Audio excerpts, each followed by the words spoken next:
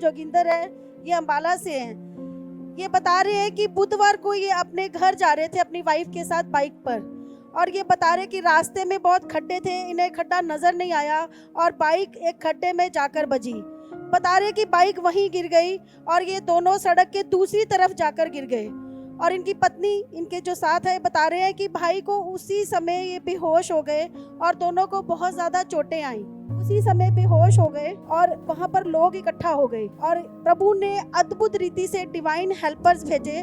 बता रहे कि वहीं से चर्च के एक भाई जो ऑटो चलाते वहाँ से निकल रहे थे, वो मदद के लिए रुके और उन्हें पता लगा कि ये भाई मसीह भाई हैं और तुरंत इन्हें हॉस्पिटल लेकर गए और वहाँ इन्हें फर्स्ट एड मिली। लेकिन डॉक्टर ने बताया, जब टेस्ट हुए रिपोर्ट्स आई कि इनकी लेफ्ट आर्म की जो हड्डी है वो क्रैक हो गई और फ्रैक्चर हो गया था।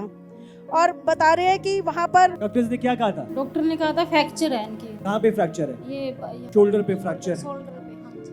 उन्होंने यहाँ पे इंजेक्शन लगाया और बोला कि फ्रैक्चर है, आप कहीं और दिखाओ इनको। आपके लेफ्ट शोल्डर पे, लेफ्ट पे। ऑलराइट। अपोस्टल जी, इनकी पत्नी बता रही है कि उसी समय वो भाई ने इन्हें अनॉइंटिंग ऑयल दिया और जैसे ही इन्होंने अपने पति के अनॉइंटिंग ऑयल लगाया उसी समय भाई को होश आ गया।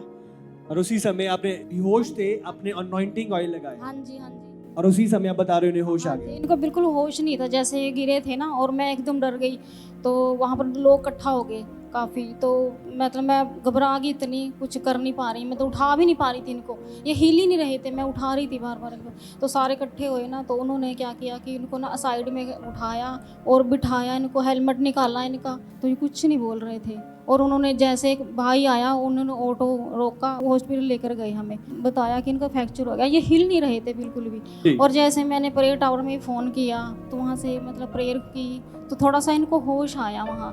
तारीफ करो प्रभु। दिल अभिषेक की सामर्थ है, समझ रहे हो? ऑयल लगाया, बेहोशी की हालत में थे तो ये उठ खड़े हुए। अपोस्टल जी, अगले दिन वीरवार था। भाई बता रहे हैं कि ये अपने बेड पर लेटे हुए ही ऑनलाइन प्रेयर मीटिंग में जुड़ गए और ये बता रहे हैं कि जैसे ही मम्मा जी पुलपिट पे आए और उन्होंने जैसे ही प्रेयर शुरू करी, अनकॉन्शियस पड़ा था बेड पे।